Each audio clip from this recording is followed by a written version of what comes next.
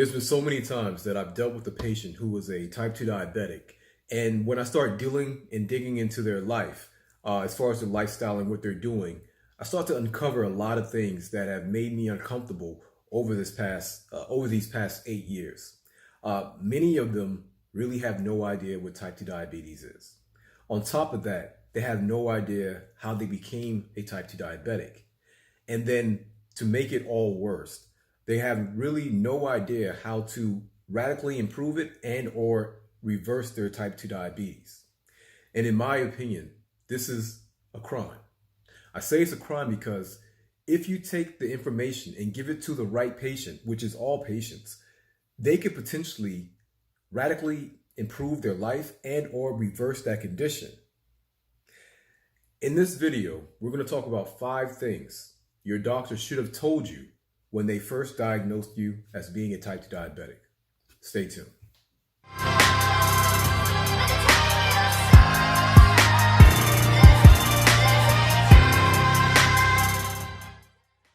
What's going on, family? This is Edward Williams, licensed physician assistant and founder and creator of Health by Any Means Necessary. And I want to welcome you to our channel where we talk about all things Black health, fasting, and insulin resistance. So if you're new around here, go ahead, hit the subscribe button, hit the like button, and be sure to share this video with your family and friends. All right, so let's get into the conversation.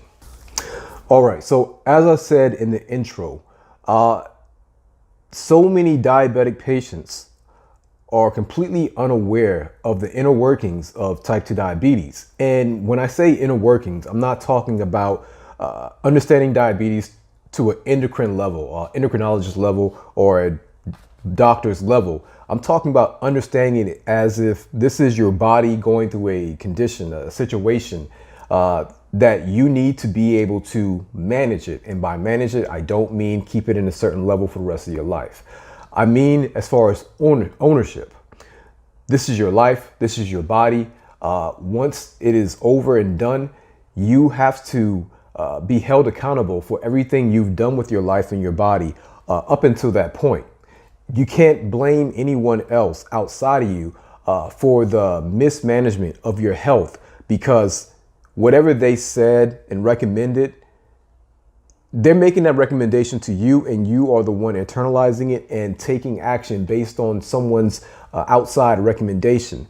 So it stands to reason that you need to go ahead and enlist yourself as the primary care provider for your own self. That way you now are in charge of the research, understanding how your body works, and understanding what you need to do or should be doing to improve and optimize your overall health. So when it comes to type 2 diabetes, seriously, I know so many patients, I've met so many patients that if you ask them if they understand what type 2 diabetes is, they will say, yeah. Some will say flat out, not really sure. But a decent amount will say that they understand it.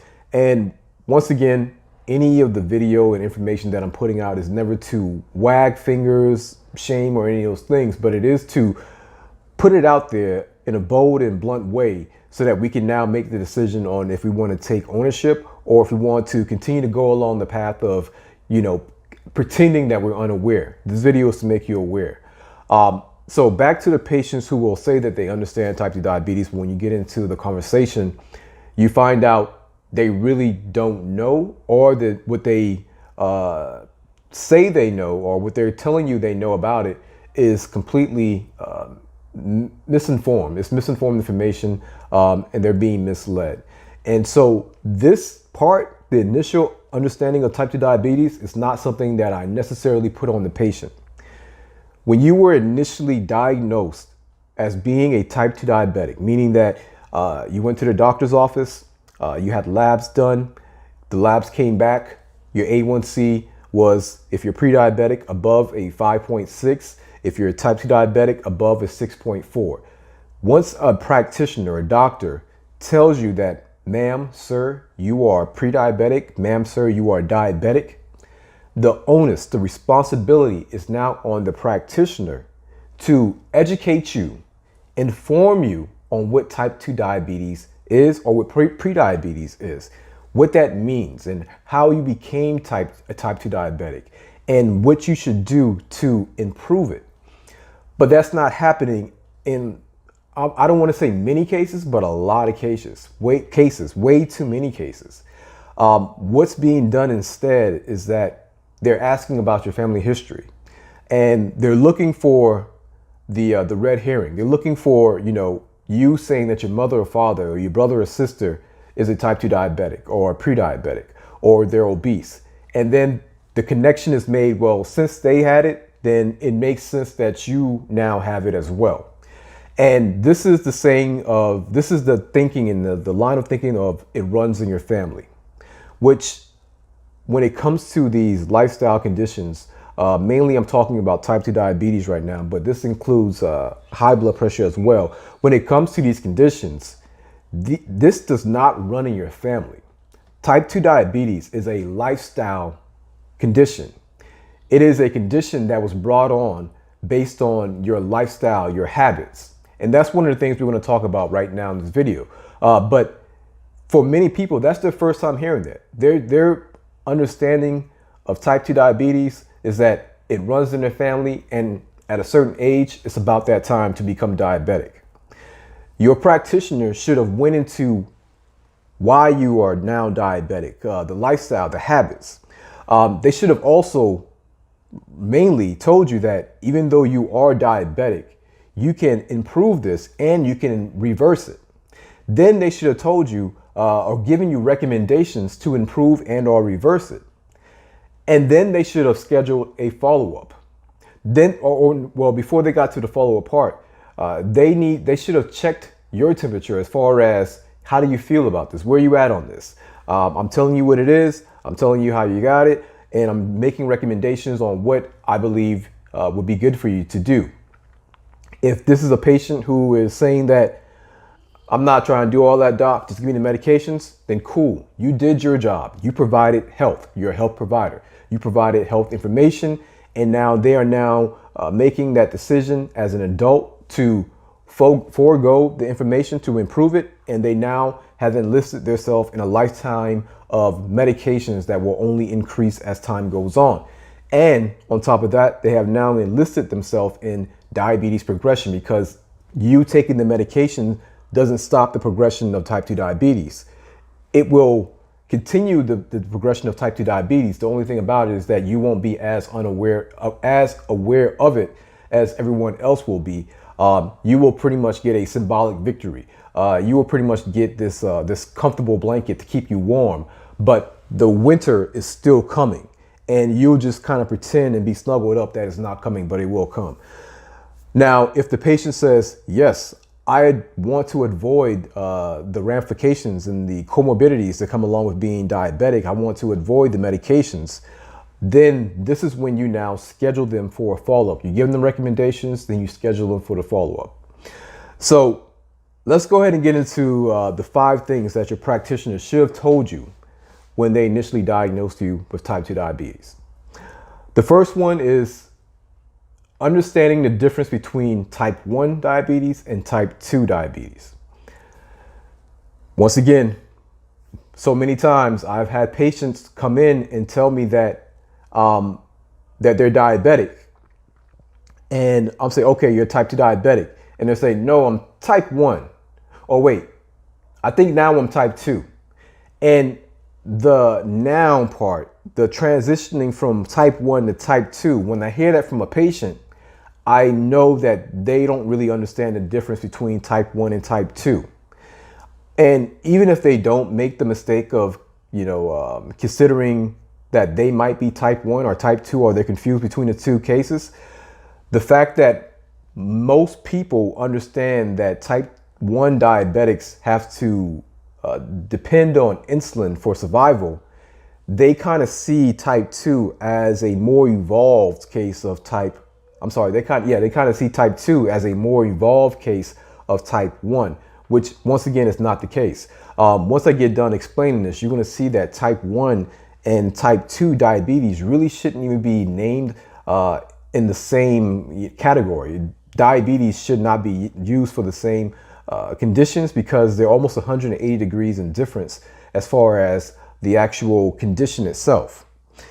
Type 1 diabetes is a autoimmune condition. Now, I'm not a type 1 diabetic specialist. That is not my area. It's not something that I've given a lot of my attention to as far as studying it and understanding it. So I won't pretend to be an expert on type 1 diabetes. I am an expert when it comes to type 2 diabetes.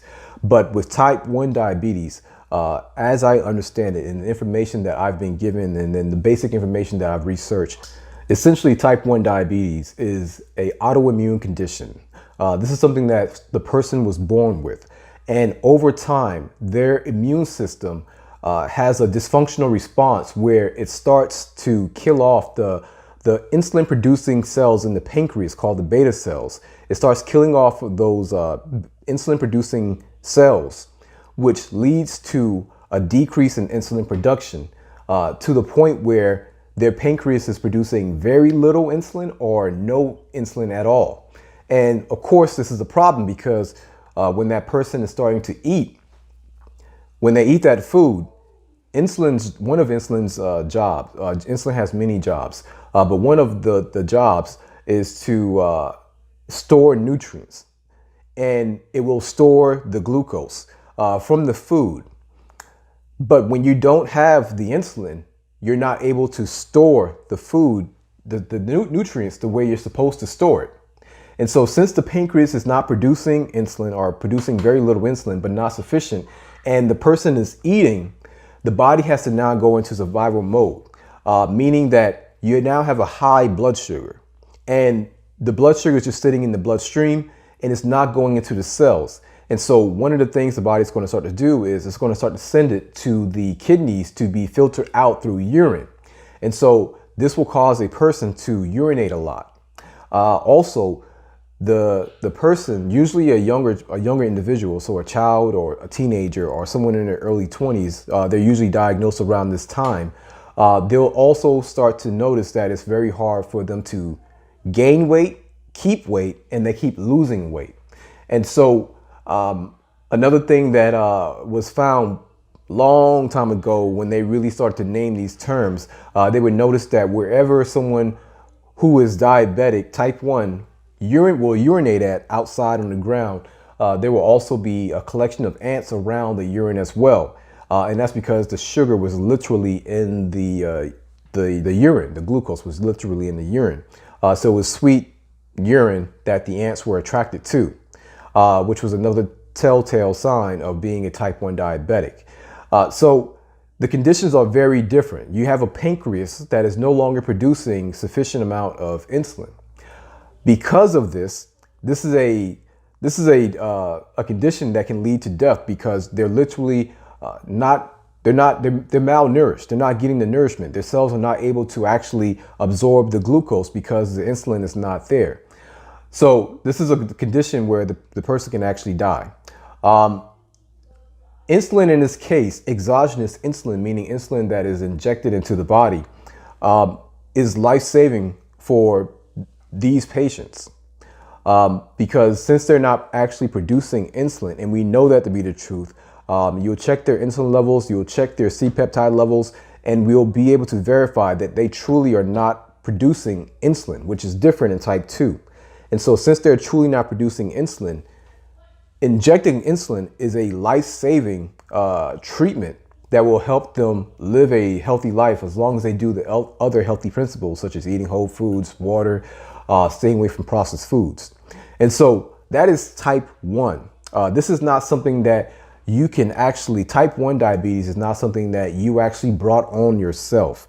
Although there are a lot of research that points to cow milk kind of being the trigger for those who are prone to type 1, and also vitamin D deficiency being the trigger for type 1 as well. But even in those cases, someone in the family lineage was also a type 1 diabetic. But that's type 1.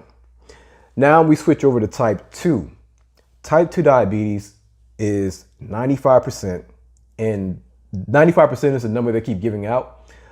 I'm going to go as far as to say 98%, 99%, but 95% to be conservative, all lifestyle. Type 2 diabetes is all lifestyle, meaning that there were certain habits that you had in your life that created this condition. And what I mean by that, to break it down even more, is that your eating habits, based on the type of foods that you were eating, were increasing your glucose so high that your pancreas had to secrete a lot of insulin to bring that glucose down. And because you were eating so frequently and the food was so high, this is something that was lasting the majority of the day. And so your insulin levels remained high for so long that you became resistant to insulin. Why? Because insulin is a hormone that is designed to be secreted in bursts. It's not designed to be a hormone that's just sustained throughout the day. It is a burst hormone, meaning that whenever insulin is secreted, its effects are designed to last for minutes versus hours, like many of us are living right now. And so the eating is going to keep the glucose up, which is going to keep the insulin up. The drinking is going to keep the glucose up, which is going to keep the insulin up. And people are doing this several times a day, 2 to 3 hours they're eating, 6 more meals they're eating. And once again, this is advice and recommendation that they were given based from their doctors, their healthcare providers, their dietitians, their trainers. They were given this information of eating every 2 to 3 hours, 6 times a day. And this is the perfect recipe to keep your insulin levels high, making you insulin dominant, which will ultimately make you insulin resistant. Insulin resistance is the platform. It is the foundation for type 2 diabetes, prediabetes, high cholesterol, obesity, heart disease, high blood pressure. It is the foundation. You take all of those conditions and they are sitting on the foundation of insulin resistance, meaning that without insulin resistance, these conditions for the most part don't exist. And so you need to be insulin resistant as a prerequisite to be a pre-diabetic or be a type 2 diabetic or to be hypertensive. In order to be these conditions, being being insulin resistant is a prerequisite. And I hope that makes sense. And if it doesn't make sense, we definitely have other videos for you to check out called Insulin Resistance Explained, which will go through and do a fantastic job of explaining just what insulin resistance is.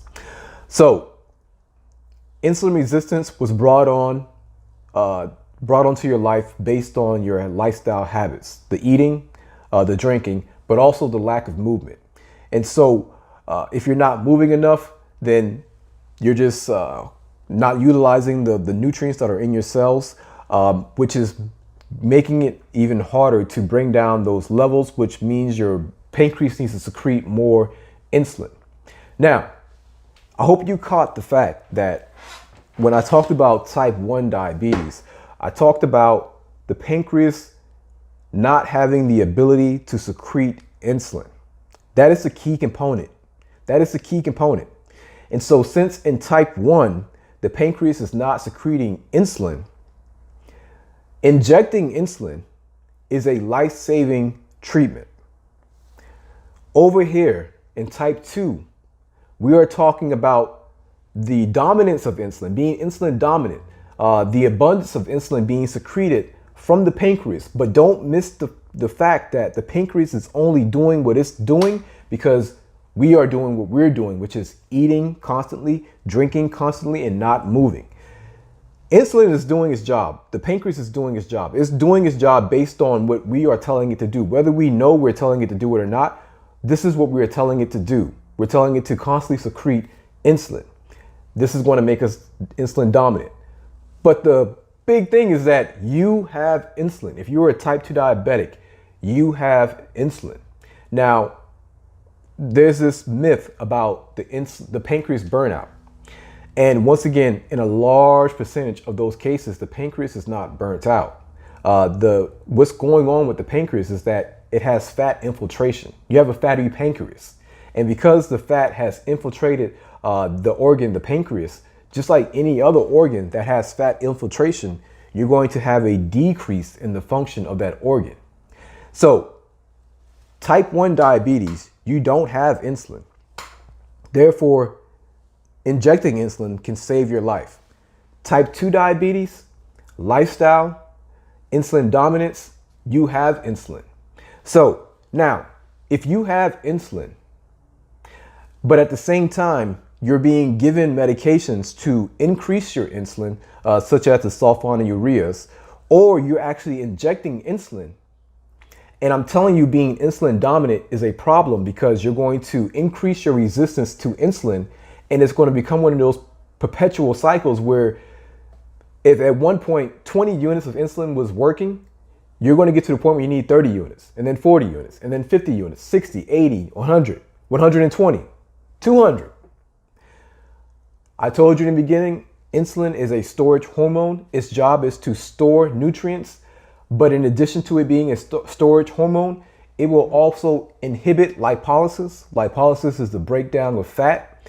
And so if you're constantly eating and you're constantly injecting insulin to deal with your glucose, you know what else you're doing? You're gaining more weight and you're stopping the breakdown of fat, because based on the insulin, we're instructing our bodies to hold on to the fat and gain more fat. So this is something that should have been broken down to you in the beginning. No type 2 diabetic should be confused about type 1 versus type 2 if, in my opinion, the practitioner did their job. This is something that you should have known right off the bat.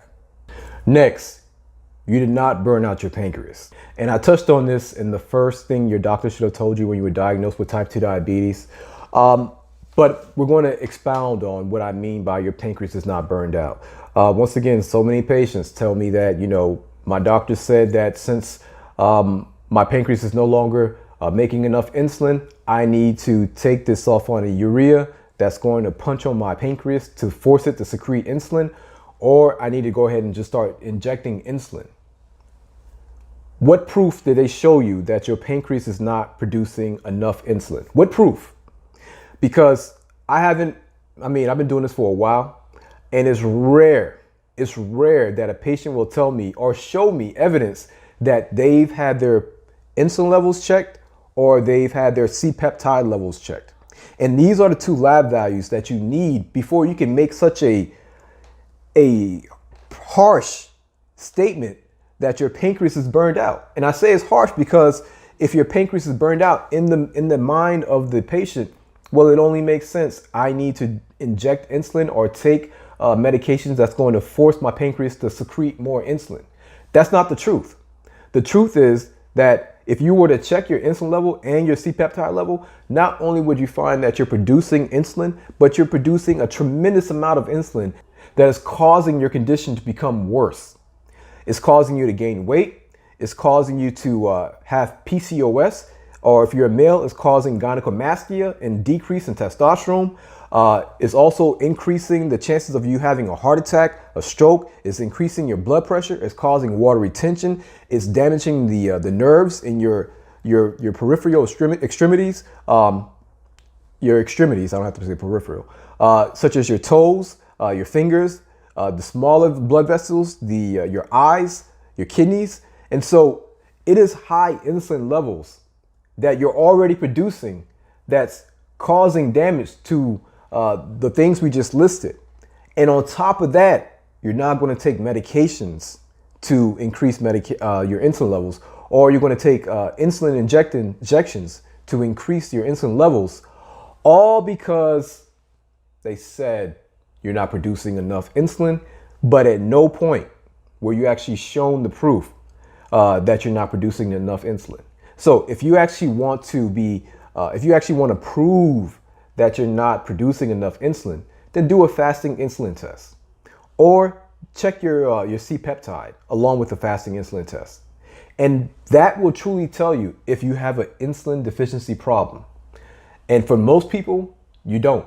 You don't have an insulin deficiency problem. You're producing more than enough insulin. It's just that your resistance to insulin is so high that you now need to bring in exogenous insulin. Not even need to, but they're going to recommend that you bring in outside insulin. So that's the next thing that you should have been educated about when you were first diagnosed with type 2 diabetes. The next thing your doctor should have told you when you were first diagnosed with type 2 diabetes is that this could have been prevented. Why? Now, some people may think that this is a little petty to look back at the past and the history, but it's not, because you most likely have kids, or you have people in your circle, or you have nieces, nephews, but you have someone who could benefit from this information. Now, just think about how detrimental the idea or the belief is that this is something that just runs in your family. It runs in your vein, and that there's nothing you could do about it. Just think about how detrimental that is when it's not a fact. It's not the truth. The truth is that this could have been prevented. How life-changing would this be to give to your son, your daughter, your niece, your nephew, your cousin, your brother, your sister? How life-changing would it be to give this information to your family member in order to help them stop the progression on their way to becoming a diabetic? How life-changing would this be? But you will never give that information to them if you just feel that this is something that just runs in our family. Mama had it, daddy had it, my brothers and sister have it, so it only makes sense that I will now get it as well. This is learned helplessness, and this is what the system is doing. And feel how you want to feel about that statement about the system, but if you really think that I'm just coming up with this information because I'm extremely intelligent and I just did so much research. Look, I like myself. I love myself. I'm not about to make it seem like I came up with this life-changing, groundbreaking information and protocol on how to prevent and reverse type 2 diabetes. I love myself, but I'm not about to do that. The truth of the matter is that we've always known that. We've always known that. It's preventable and it's reversible. We'll get into that next. But type 2 diabetes is not something that's running in your family. If we're talking about type 1, then yes, that makes sense that there's certain things that would make you more likely to become a type 1 diabetic based on your lineage. But once again, type 1 and type 2 are very, very different. Type 1 is 1,000% preventable. You can stop it. You can stop type 1 diabetes. And going back to the first topic or the first tip, type 2 is brought on based on lifestyle. You know, if you eat the same way your mom and dad ate who are diabetics or who were diabetics, and you drink the same thing they drink, or you don't move the way they did not move, then yes, you will become diabetic, and it may look like it's just something running in your family. But the truth of the matter is that it's not just running in your family. This is something that could have been prevented based on your lifestyle. All right. The fourth thing your doctor should have told you when you were first diagnosed as being a type 2 diabetic is that it's reversible. It's reversible. So, and this is the one that I used to get a lot of pushback from back in 2014 when I started screaming through the mountaintops that, you know, high blood pressure, not only is it not a disease, but it's preventable and reversible. Type 2 diabetes, not only is it not a disease, and that's a much more advanced conversation, but it's preventable and reversible. And I was getting a lot of pushback. That pushback has decreased dramatically. I would have to say now it's decreased dramatically. Why? Because people are starting to see, oh, shoot, you know, my cousin or my aunt or someone I knew or someone I know reversed diabetes, or they got off medications. They're starting to see, you know, other doctors talk about it. And I'm so glad to see the progression coming along. But here's the thing. It was always preventable. It was always reversible. This is not, it didn't change. And we have to be very, very careful about identifying and taking information coming from the outside, coming from outside of us, where you don't know just where the integrity and the morals of that person lies. You don't know if they just see you as recurring revenue. You don't know if they just see you as a kickback. You have no idea. And this is why I say you need to be your own primary care provider. You are your first doctor. You have to take ownership of your health. You have to take ownership of your condition, because at the end of the day, you can say what you want to say as far as they told me this, they told me that, but you are the one suffering alone with the joint pain. You are the one suffering alone with the blurry vision. You are the one getting up at night over and over and over to have to go urinate. You are the one that's going through the neuropathy by yourself. You are the only one, and you will be the only one if something detrimental happens to your health and it sets you back. Like, it will only be you. And so since it's going to only be you, that means it's really truly, and I mean it in this the very sense, it's all on you. So why put so much weight into somebody that you don't really know, They are giving you cookie cutter information. They have not even shown and proven that they have a vested interest in you becoming healthier. Why would you put so much belief in their advice when they can't even answer basic questions about this condition, and they're not doing a good job of providing you with recommendations? Like, why put so much belief in that whole entire system? And that's why I say at the end of the day, it's on you to do more digging, to do more educating, because then you will find that this thing is not as permanent as they made it seem. It's not as chronic as they told me initially. And that is the truth. The truth is that type 2 diabetes, for the majority of people, is reversible. Now, will it take time? Yeah, it's going to take time. Will it take work? Of course it's going to take work. What are you going to have to do? Well, you're going to have to do the opposite of the things that got you there, which, once again, your doctor should have told you why you are diabetic, how you became type 2 diabetic. You became type 2 diabetic because of the foods you're eating. You're eating processed foods. The processed foods are going to cause metabolic havoc. It's going to raise the glucose, which is going to cause insulin to increase, which is going to cause inflammation to increase. And then that insulin in that whole scenario is going to remain like that for hours on end, which is not a natural process. But on top of the processed foods causing metabolic havoc, it's also going to rob your body of the natural resources that it already has in order to deal with that situation, such as the magnesium, the calcium, the potassium, the sodium, the vitamin D. And this is why I call processed foods nutritional colonizers. Once again, watch the video Insulin Resistance Explained to understand what nutritional colonizers are. I'll make it very short and simple. Processed foods. The foods that come in a box, a can, the ones you're getting through a window, the ones that taste very sugary and sweet, the ones that we like the most, right? And you have to understand just how these foods, they may taste good for the moment, but they ruin your health for the long term. And you have to make a decision if that food and if that moment is worth you having to be on medications and worth you being at risk of going blind, amputation, dialysis, or heart attack. You have to figure that out for yourself. So back to why you became diabetic, the processed foods, that's why. The sugary drinks, all the drinks outside of water, just straight up herbal tea, or just straight up black coffee. Outside of those three things, the other things are likely adding sugar to your bloodstream. And your body is having to deal with that with insulin once again. And so many people, like a lot of my patients, before dealing with me, I found that they're drinking coffee around the clock.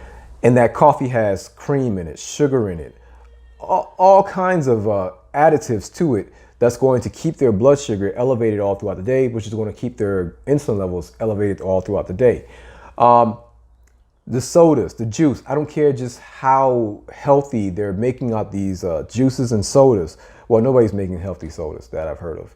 But it doesn't matter what they're bragging about being inside of the soda or the juice, vitamin C or zinc or whatever like that. It's not healthy for you. It's not going to help out your situation if you're already insulin resistant or diabetic or pre-diabetic. And so by doing those things, that's also going to contribute to you becoming diabetic. Eating frequently, once again, that 2 to 3 hour advice and recommendation that the healthcare system and the food system in general gave you, detrimental. The perfect recipe to make you insulin resistant. The 6 small meals, perfect recipe to make you insulin resistant. The lack of movement, not working out, not walking, not having an exercise regimen. We are designed to move, and when you don't move, well, that's just stagnation is a harbinger of death. And so when you add up everything in totality, the food, the lack of movement, the frequent eating, this creates the perfect condition to become insulin resistant, which then leads to becoming a type 2 diabetic. So in order to reverse the situation, you stop doing those things. It's very straightforward and simple. but it may be hard for a lot of people to adapt that lifestyle. And so understanding that this is straightforward and simple is not the same as it being easy for someone to do. And I completely get that, but it's simple. So I want to make sure that we are aware that it is straightforward and simple. Once again, watch the video Insulin Resistance Explained to go deeper into these the habits that I'm talking about. But if the processed foods are contributing to the journey to type 2 diabetes, then you cut them out and you replace them with whole foods. If the sugary drinks, the sodas, the juices are making things worse, then you cut them out and you stick to water or herbal tea that doesn't have any kind of additive to it. And if you're a coffee drinker, then it's going to just be straight up black coffee, which I found is very hard for a lot of people who are coffee drinkers. Lack of movement. If lack of movement, which it is, contributing to type 2 diabetes, then you start moving. This doesn't mean that you need to go get a gym membership. That'll be helpful if you can afford it and if you're going to use it. But something as simple as just walking every single day around your block, utilizing the stairs at your office or your job, wherever you work, parking farther back in the parking lot during the daytime, and making yourself walk more, doing push-ups at home, air squats. You have to move. You have to. We're designed to move. And so just sitting all day and not doing anything that's going to cause adversity, positive adversity for our muscles, or that's going to increase our heart rate, get the blood pumping and get us breathing deep, that is going to add to us becoming a diabetic. So you have to do these things, okay? You have to do these things. So, and also the frequent eating. Eating around the clock is definitely going to contribute to you becoming insulin resistant, which is going to contribute, which is going to make you type 2 diabetic. Therefore, stop eating so frequently. Just stop it. It's not necessary. The idea that you're going to starve, where'd you get that idea from?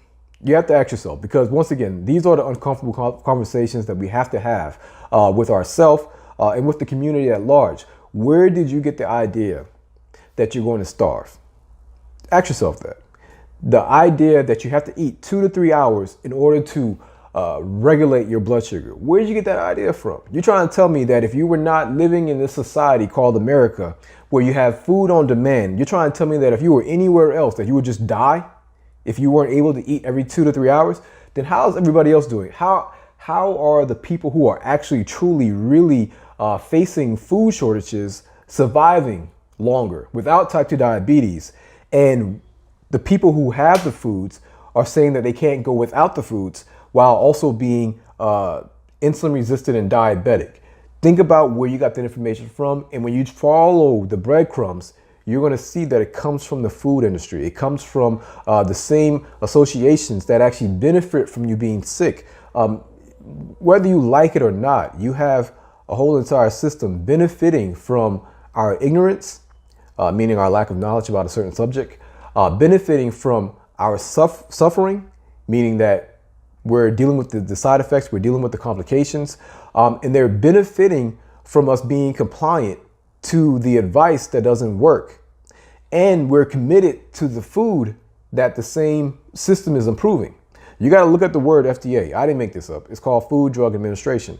We're talking about the same administration that's going to approve the foods that you're going to see on the shelf that's going to ultimately make you sick when you continuously eat them, which will send you to your doctor, who will then prescribe you medication that was also approved by the FDA. And it's a hustle. It's a perfect hustle as far as perfect being making money wise, but that extracts out the morals and the ethics.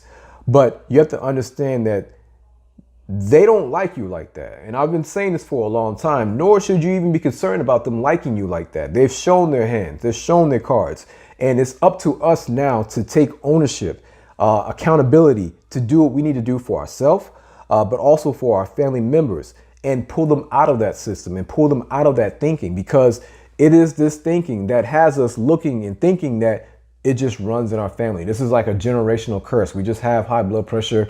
We're just diabetic. That's just how things are. No, that is not how things are. You have to get outside of that thinking that causes that perpetual cycle. So I hope that makes sense. Type 2 diabetes is reversible.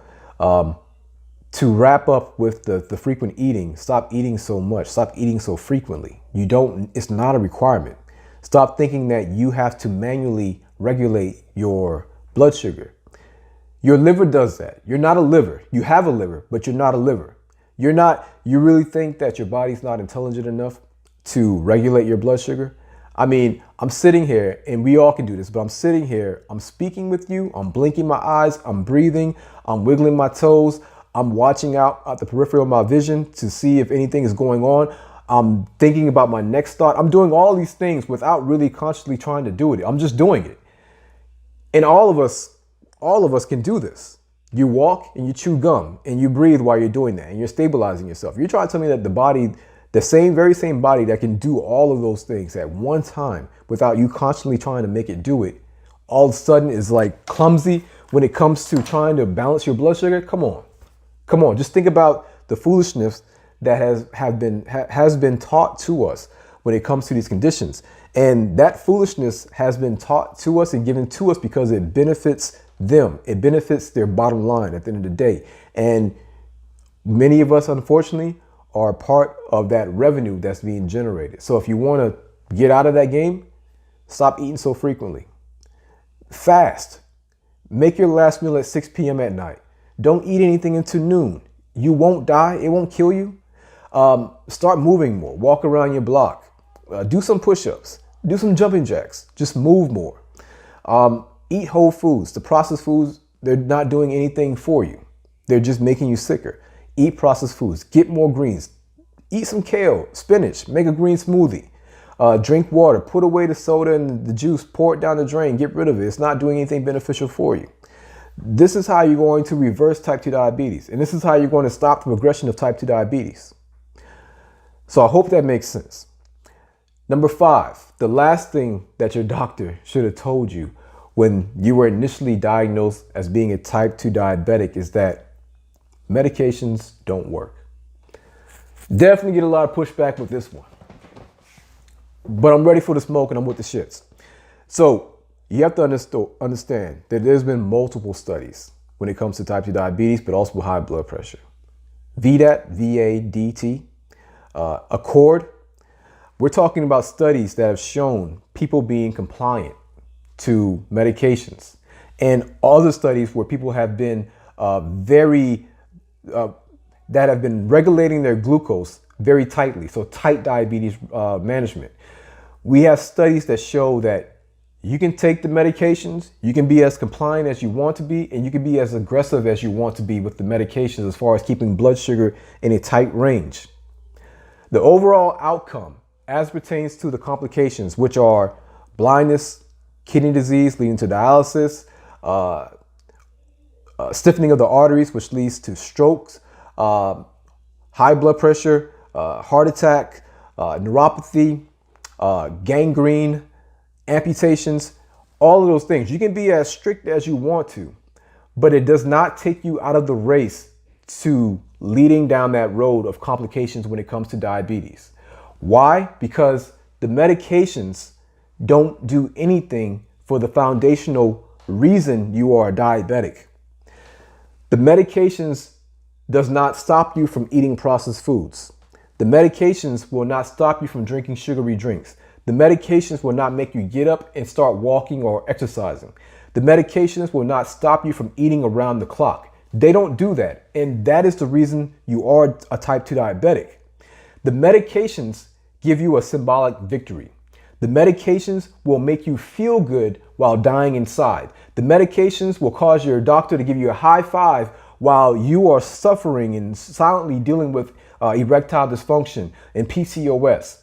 All while these folks are showing that, hey, your labs are looking good. Your A1C is where it needs to be.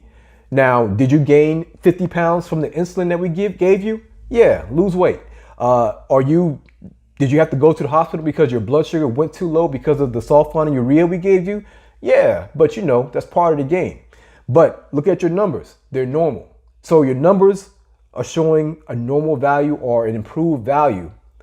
But what is your true value as it pertains to health? You feel like crap, or you're tired of taking all the medications. You're tired of being limited, and you're tired of depending on the medications themselves. These medications will not take you out of the race of dealing with the complications that people who are non-medicated but still living that same lifestyle are at risk of. So the person not taking any medications but still living the processed food lifestyle is on the same path, or you are on the same path as the person who is taking the medications but has not made the changes to your food, your drinks, your movement, your fasting. If you don't make those changes, both of you are heading down the same road. The only thing is that you're unaware, or you're pretending to be unaware. You're allowed to pretend to be unaware.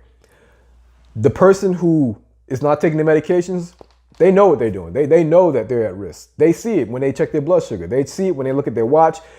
All the signs and symptoms are there. They're constantly waking up at night to go pee. They see the dark lines on their neck. They're missing menstrual cycles. They're dealing with erectile dysfunction. They're dealing with the gynecomastia. They're dealing with the lack of energy. They're dealing with the blurriness of the vision. They're dealing with all of those things. They are very much aware that what they're doing as far as their lifestyle is causing these problems to happen. On the other side, that person can continue to do the same thing. But as far as their awareness, they're now allowed, they've been approved to ignore the complications, or ignore the issues, or pretend that they're not happening because you're taking the medications, where when we check your finger stick, it looks good. When we check your A1C, it looks good. You're doing better.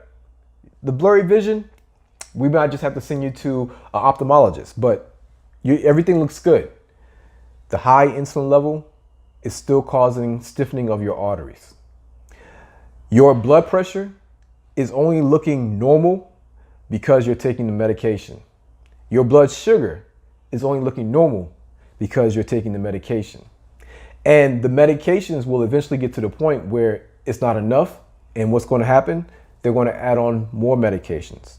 And so the medication that's being used to help out with your diabetes will now start to increase your cholesterol, and you're going to start to take muscle medications for that. And that medication will now start to cause muscle pain, and you will have to start taking medications for that. And then that medication will cause erectile dysfunction, and you will have to take medication for that. And that medication is going to cause your blood pressure to even go up even higher. You have to take and so it becomes this perpetual cycle of medications on top of medications.